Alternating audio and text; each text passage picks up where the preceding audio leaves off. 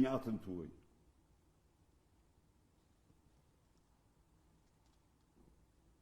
Dhe do të them një gjë këtu.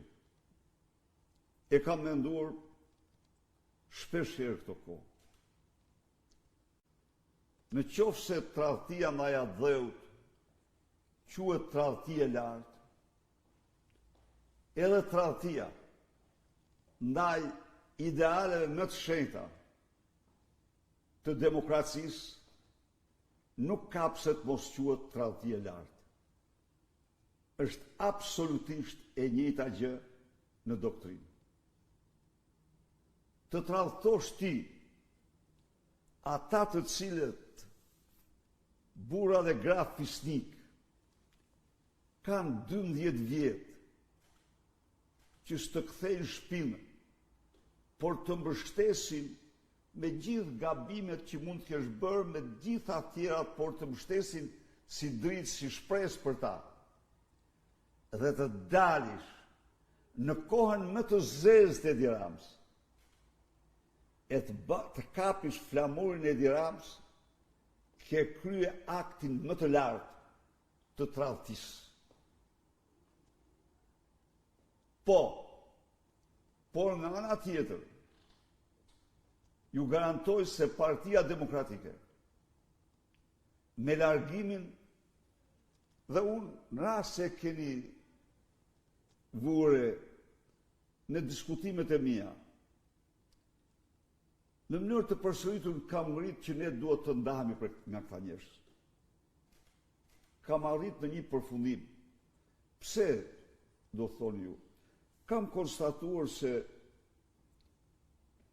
një nga drejtimet më themelore të Edi Ramës ka qenë korruptimi i eksponentëve të opozitës. Një veprimtari e ulët. Një veprimtari e turshme, kriminale, kur një qeveri përdor mjet të saj për të ble, për të korruptuar, për faqësues të opozitës, vetëm në funksion të pushtetit vetë. Ndaj dhe ne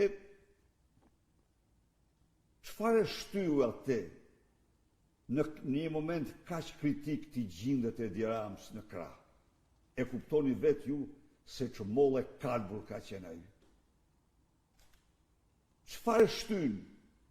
E thash dhe para ca ditësh, doktorin 32 vjet mjek, thot jam antar PD-je, të dalë në krah të Saljanit të krimit, të bandave, dhe të thot se unë tani të përcjell mesazhet e Subashit, i cili në pallatin e tij ka vendos keshin.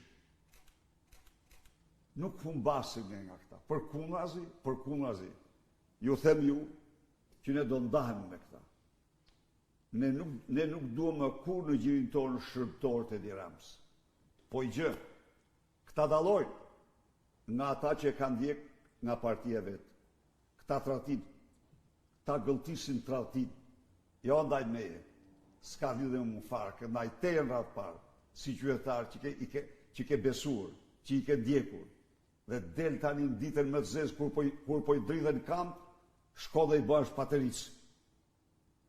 Kjo është histori turke. Vlash Gjonaj, doktor, a do t'ishte më efektive që revoltat të spostohen në bllokime aksesh kombëtare në një orar, në një ditë dhe të mbahen të bllokuara? Të fanoroj shumë për sugjerimin, të garantoj që edhe ajo është nga format e kryengritjes paqësore. Alma Elias, ndihma ekonomike është 15.000 lekë të vjetra në muaj. Qiraja është e shtrenjtë. Kur do të marrim një banesë ne studentët e rretheve, aq më tepër kur jam me një prind kryefamiljare dhe me aftësi të kufizuara. Nuk blejmë dot ujë e jo qira. Duam një streh. Respekte. Së pari,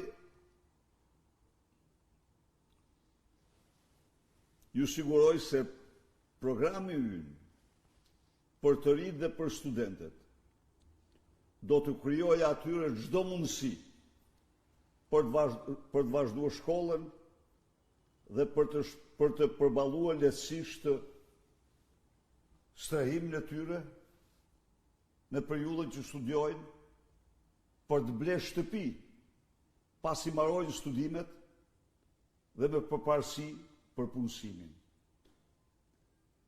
Çfarë bën këta? Si e emrin? Alma. Alma.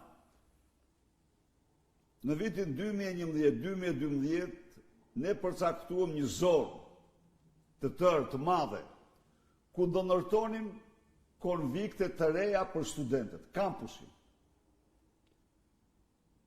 U bë projekti me 30 milion euro. Projekti për ju, për studentët, në mënyrë që të mund shtreoheshin në kushte më të favorshme. Për të tjerët do subvencionoj qeraja e tyre. Ky mori me një marrëveshje korruptive, sekrete, që nuk e publikon, mori tokën e kampusit. Erion Velia e bëri parking dhe vilte para dhe nuk e ndërtoi. Ky mori tokën e kampusit dhe ndau para me Federica Mogherini. Një marrëveshje që nuk ja tregon as parlamentit. Këto do marrin fund. Dhe si ju janë të shumt, ju siguroj se të gjitha lehtësirat do të krijohen për një ndryshim krejtësor të gjendjes. Wesley Arben Shurdho, Doktor Berisha, përshëndetje dhe respekte. Si mendoni të bashkëpunoni me aleatët për të realizuar reformën territoriale? Faleminderit. Zoti Shurdho, cili është qëndrimi ju dhe të fanori për pyetjen. Së pari, ne jemi të bindur dhe do t'ja u them të gjithë shqiptarëve se Edi Rama nuk pranon asnjë ndryshim tjetër përveç atyre që propozon vetë, e cila reformë synon depopullimin e mëtejshëm të Shqipërisë. Ju duhet ta dini që ai tani parashikon nga 62 bashki të kalojë në 36 bashki. Të kalojë në 36 bashki. Kjo është praktika e nxitjes largimit masiv nga periferit të shqiptarëve. Çfarë do bëjmë ne? Ne, meqense ky është një problem shumë themelor për vendin, ne do bashkëpunojmë ngushtë me ekspertët më të mirë shqiptarë.